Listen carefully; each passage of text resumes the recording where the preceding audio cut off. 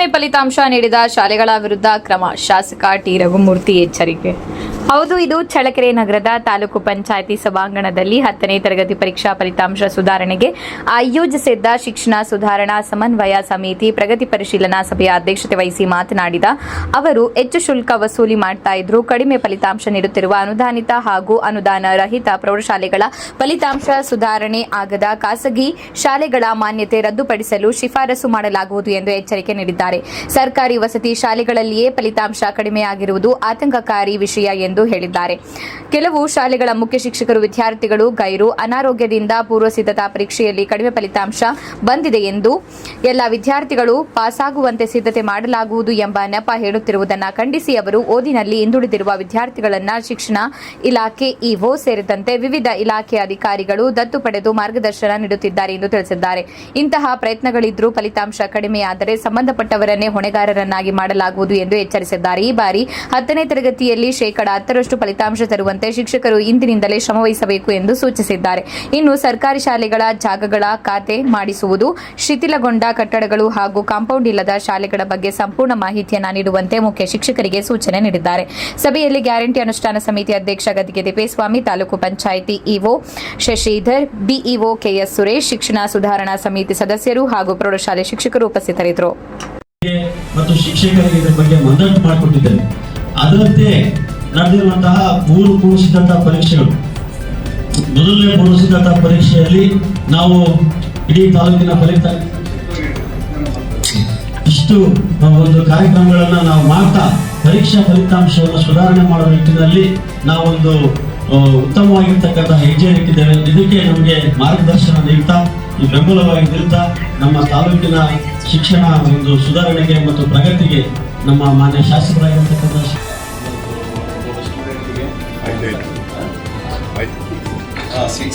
ಇದನ್ನು 6 ನೋಟ್ಬುಕ್ ಕೊಟ್ಟು ಏನು ಮಾಡ್ತಾ ಇದ್ದೀರಿ ಆ ವ್ಯವಸ್ಥೆಯಲ್ಲಿ ಪೂರ್ವಕವಾಗಿ ಹೆಚ್ಚಿನದಾಗಿ ಮತ್ತು ಅದಕ್ಕೆ ಬೇಕಾದಂಥ ನೀವು ಮಾಸ್ಟರ್ ಹೆಡ್ ಮಾಸ್ಟರ್ ಮತ್ತು ನಿಮ್ಮ ಎಲ್ಲ ಸಹ ಶಿಕ್ಷಕರು ಸೇರಿ ನೋಟ್ಸ್ಗಳನ್ನು ಬರೆಸಬೇಕು.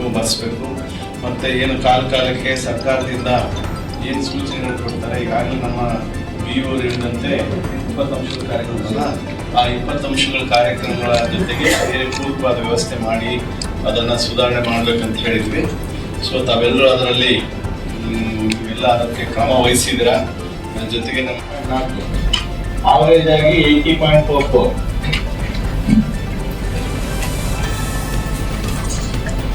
ಮೂರನೇದು ಯಾವ ಮಾಡಿದ್ರಿ 23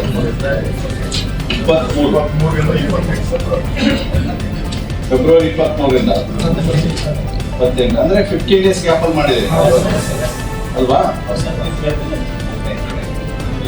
ಸೊ ಇದೆಲ್ಲ ರಿಯಲಿಸ್ಟಿಕ್. ಮೊದಲನೇ ಕಡಿಮೆ ಬಂತಂದ್ರೆ ಎರಡನೇದು ಜಾಸ್ತಿ ಆಯ್ತು, ಎರಡನೇದಕ್ಕಿಂತ ಮೂರನೇದು ಜಾಸ್ತಿ ಆಗೈತೆ. ಲೈವ್ ಹೋಗ್ತಾ ಇತ್ತು, ಅಲ್ಲಿಂದ ಮಗು ಕೂಡ ನಮ್ಗೆ ಹೆಡ್ ಮಾಸ್ಟರ್ಗೆ ಆಮೇಲೆ ಈಗ ನಮ್ಮ ಸೆಕ್ಟರ್ಗಳಿಗೆ ಏನು ಶಾಲೆಗಳ ಜಾಗರಣ ಆಗುತ್ತೆ ಪಬ್ಲಿಕ್ ಪರೀಕ್ಷೆಯಲ್ಲಿ ಆ ಎಲ್ಲ ಮಕ್ಕಳನ್ನ ಪರೀಕ್ಷಾ ಕೇಂದ್ರಗಳಿಗೆ ಕರೆಸಿಬಿಟ್ಟು ವೆಬ್ಕಾಸ್ಟಿಂಗ್ ಲೈವ್ ಆಮೇಲೆ ಎಂಟೈರು ಏನು ನಮ್ಮ ಡಿಸ್ಟಿಕ್ ಲೆಕ್ಕ ಮಾಡಿರ್ತೀವಿ ಅಲ್ಲಿಂದಲೇ ಡೈರೆಕ್ಟ್ ಮತ್ತೆ BO ಕಚೇರಿಯಿಂದ ನಮಗೆ ಇಂಥ ಮಗು ತಿರುಗಿದೆ, ಇಂಥ ರೂಮಲ್ಲಿ ಟೀಚರ್ ಇಲ್ಲ, ಓಡಾಡ್ತಿಲ್ಲ ಅಂತಲೂ ಕೂಡ ಬಹಳ ಬಿಡಿ ಆಯ್ತು. ಈಗ ಎರಡನೇದು 80.4, ಮೂರನೇದು 87.4. ಸೊ ಇದು 4ನೇ ಪ್ರಿಪರೇಟರಿ ಅಂತ ತಿಳ್ಕೊಳ್ಳೋಣ. ಮೊದಲಿಂದ ಮುಂದಕ್ಕೆ ಎಷ್ಟು ಬಂತು ನೋಡಿ, 64 80 ಅಂದ್ರೆ ಆಲ್ಮೋಸ್ಟ್ 60% ಜಾಸ್ತಿ ಆಯ್ತು. ಸೊ 80.4 ಇದ್ದಿದ್ದು 87.4 ಅಂದ್ರೆ 7% ಅಲ್ವಾ? ಈಗ ನಾವು 4ನೇದು ಅನ್ಕೊಳ್ಳೋಣ, ಇದು ಇನ್ಕ್ರೀಸ್ ಆಗ್ಬೇಕು ತಾನೆ? ಎಷ್ಟು 10% ಆಗುತ್ತಾ?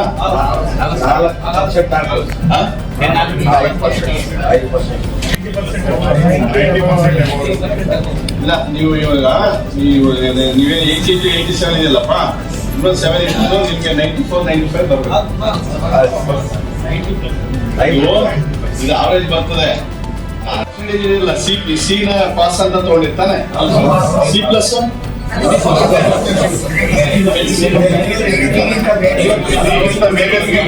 ಓಕೆ. NC ಇಲ್ಲಿ ಟೋಟಲ್ 574 ಇದ್ದಾರೆ. ಓಕೆ, ಈ 574ಕ್ಕೆ ನೀವು ಹಾಕ್ಬೇಕು C+, C ಮತ್ತೆ NC ಗೆ. ಬೇರೆ ಎಕ್ಸರ್ಸೈಸ್ ಮಾಡಿ ಹೇಳಿದ್ರಲ್ರಿ ಮೊನ್ನೆ, ಬೇಕಪ್ ಕಾಲ್. ಮೇಕಪ್ ಕಾಲ ನೀವೆಲ್ಲಿ? ಕಾಲ್ವಾಡ ಹೈಸ್ಕೂಲ್. ಓಕೆ, ಎಲ್ಲ ಒಂದು ಸಾರಿ ಪರಿಚಯ ಮಾಡ್ಕೊಂಡ್ಬಿಟ್ರಿ ಎಲ್ಲೆಲ್ಲ ಹಂಗೆ ಎದ್ದಾಡ್ಬೇಡ್ರಿ, ಹಂಗೆ ಹೇಳ್ಬಿಡ್ರಿ, ಸುಮ್ಮನೆ ಕೈ ಅಂತ ಹೇಳ್ಬಿಡ್ರಿ.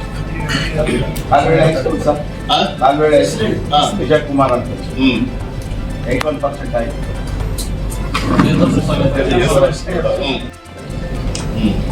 ಇದು ನೋಟ್ಸ್ ಮಾಸ್ಟರ್ಗಳು ಈ ಟೆಸ್ಟ್ಗಳೆಲ್ಲ ಕೊಟ್ಟಿದ್ದಾರೆ.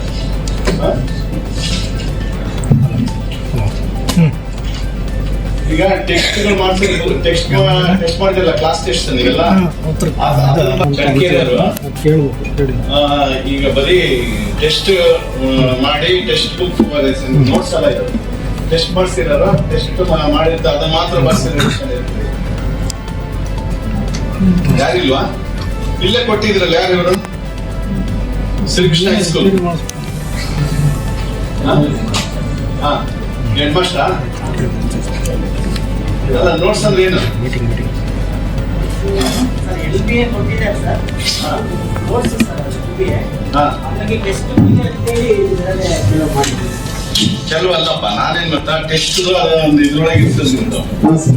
ನೀವು ಬೇರೆ ಶೀಟ್ ಕೊಡ್ತಿರಲ್ಲ ಎಕ್ಸಾಮಿನೇಷನ್ಗೆ, ಆ ತರದಲ್ಲಿ ಮಾಡ್ತೀರಾ? ಅಲ್ಲ ಸರ್, ಆಲ್ರೆಡಿ ಕೆಲವೊಂದು ನೋಟ್ಸ್ ಬರ್ದಿದ್ರು ಸರ್ ಮುಂಚೆ. ಹಾ ಬೇರೆ ನೋಟ್ಸ್ ಬರ್ದಿದ್ರು ಸರ್. ಹಾ ಹಂಗಾಗಿ ಕೆಲವೊಂದು ಸಬ್ಜೆಕ್ಟ್ ಟೆಸ್ಟ್ ಬರ್ಸಿದ್ದಾರೆ ಸರ್. ಅದು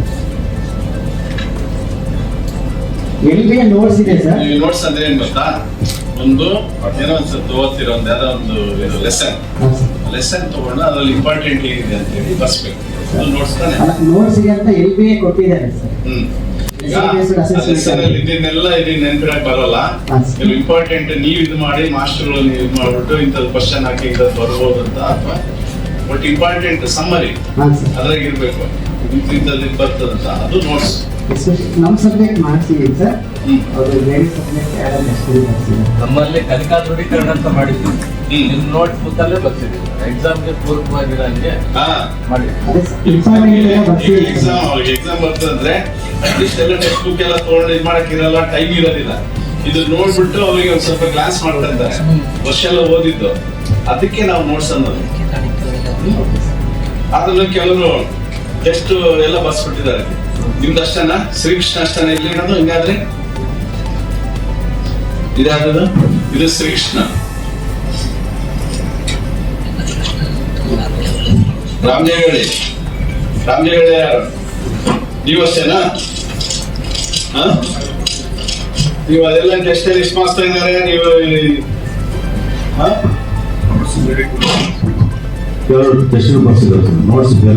ನಿಮ್ಗೆ ಹೆಂಗ್ರಿ, ನೀವು ಹೆಡ್ ಮಾಸ್ಟರ್ ಮೇಲೆ ಅರ್ಥ ಮಾಡ್ಕೊಳ್ಳಿಲ್ಲ ಹೆಂಗಪ್ಪ? ನೋಟ್ಸ್ ಅಂದ್ರೆ ಟೆಸ್ಟ್ ಬರ್ಸೋದು ಹೆಂಗೆ? ಒಂದು ಸಬ್ಜೆಕ್ಟ್ ಮಾತ್ರ ಬರ್ಬೇಕು, ಎಲ್ಲ ನೋಟ್ಸ್ ಬರ್ಬೇಕು. ನೀವು ಹೆಡ್ ಮಾಸ್ಟರ್ ನೀವ್ ಯಾವ ತರ ಹೋಗಿ ಅಲ್ಲಿ ಇಲ್ಲೆಲ್ಲ ಮೀಟಿಂಗ್ ಅಲ್ಲಿ ಕೇಳ್ತಾರೆ ನೋಟ್ಸ್ ಅಂದ್ರೆ ಟೆಸ್ಟ್ ಅಂದ್ರೆ ಟೆಸ್ಟ್ ಅಲ್ಲಿ ನೀವೇನ್ ಮಾಡ್ತೀರಾ ಆ ಟೆಸ್ಟ್ ಬರ್ಸಿರ್ತೀರಿ. ಮಾರ್ಕ್ಸ್ ಎಷ್ಟು ಕೆಲವರೆಲ್ಲ ಅದ್ರಾಗೆ ಇದು ಮಾಡಿರ್ತಾರೆ, ಅದನ್ನೇ ನೋಡ್ಕೊಂಡಿರ್ಬೇಕು. ಅವನು ಇದನ್ನ ತಕ್ಕ ತಕ್ಷಣ ಮಾರ್ಕ್ಸ್ ಕಡಿಮೆ ಬಂದಿರೋ ನೆನಪಾಗ್ಬೇಕು, ಓದ್ಬೇಕಂತಾನೆ ಹಿಂಗೆ.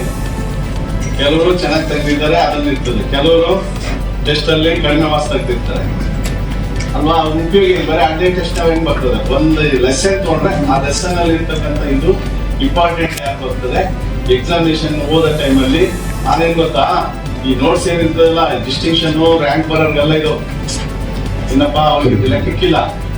ಓನ್ಲಿ ನೀವೇನ್ ಹೇಳ್ತಿರಲ್ಲ NC, C++ ಮತ್ತೆ NC ಇದೆಲ್ಲ ಅವ್ರಗಳಿಗೆ ಅನುಕೂಲ ಆಗಂತದ್ದು ಇದು.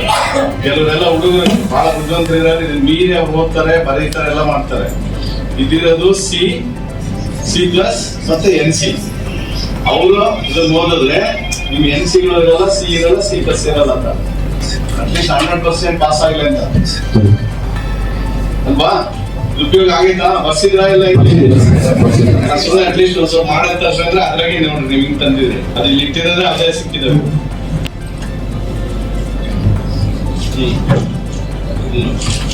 ಕೆಲವು ಹಿಂಗೆ ಇಂಪಾರ್ಟೆಂಟ್ ಲೆಸನ್ ತಗೊಂಡು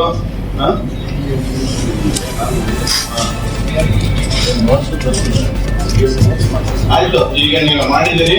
ನೆಕ್ಸ್ಟ್ ಅದು ಏನು ಇದು ಮಾಡ್ಕೊತೀರಿ. ಈಗ NC ಇರೋದು, C ಇರೋದು, C+ ಇರೋದು 564 ವಿಲೇಜ್ ಇದಾವೆ NCಗಳು ಪ್ಲಸ್ ಅವ್ರಿಗೂ ಹಾಕಿ C+ ಟೋಟಲ್ ಯಾವ್ಯಾವ ಸ್ಕೂಲಲ್ಲಿ ಇಷ್ಟಿದಾವೆ. ಈಗ ನಮ್ಮ ಸಿದ್ದಾಪುರ ಎಷ್ಟು ಜನ ನಿಮ್ಮಲ್ಲಿ ಇರೋದು? ಏನಾಗಿದ್ದಾರೆ ಅವರು? NC ಇದಾರ? ಎಷ್ಟಿದ್ದಾರೆ NC?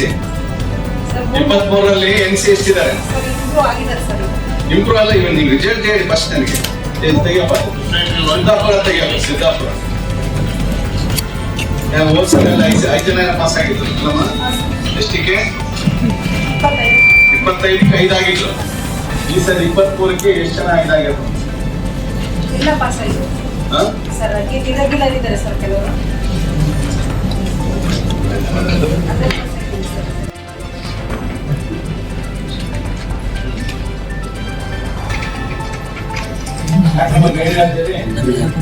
ಇವಾಗ ಏನ್ ಮಾಡ್ತೀರಿ ಈಗ ಅವ್ರನ್ನ?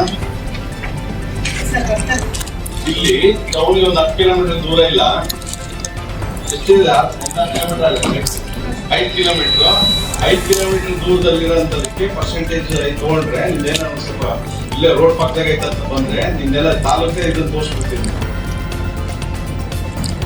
ನಿಮ್ಮ ಇವ್ರಿಗೆ ಯಾರಿಗೆ ಹೇಳಿದ್ವಲ್ಲಪ್ಪ, ಸೆಕ್ರೆಟರಿ ಹೇಳಿದ್ರಲ್ಲ, ಈ ಸಲ ಆದ್ರೆ ನಾವು ಕ್ಲೋಸ್ ಮಾಡ್ತೀವಿ ಅಂತ ಹೇಳಿದ್ವಿ. ನೀವು ಅದನ್ನು ಒಂದು 23 ಜನಕ್ಕೆ 13 ಜನಕ್ಕೆ ನೀವು ಕಾನ್ಸಂಟ್ರೇಟ್ ಮಾಡಿದ್ರೆ ನೀವು ಎಪ್ಪಿ ಸರ್ ನೀವು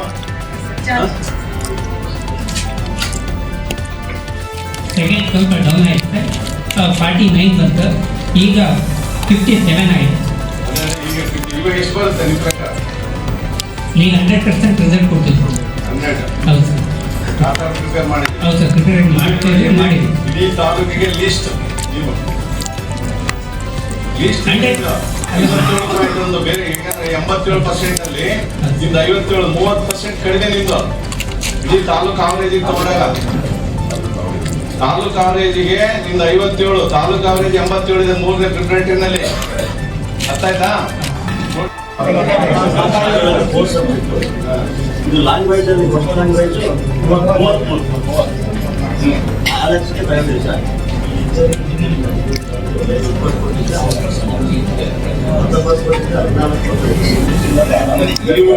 ನೀವು ಹಿಂಗ್ ಮಾಡಿದ್ರಿ ಬೋರ್ಡ್ ಆಯ್ತು. ಓಕೆ. ಇವಾಗ 26 ಪ್ಲಸ್ ಅಸೆಸ್ಮೆಂಟ್ ಸೇರಿಸಿ ನೀವು ಮಾಡಿದ್ರಿ.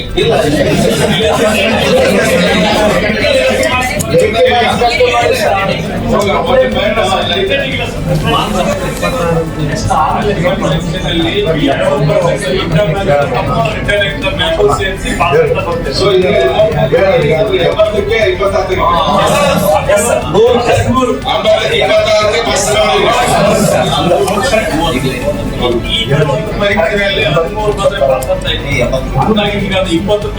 ನಿಮ್ಮ ಪ್ರಕಾರ ಈಗ ಅಡ್ವಾಂಟೇಜ್ ಆಗುತ್ತೆ ಮಕ್ಕಳಿಗೆ.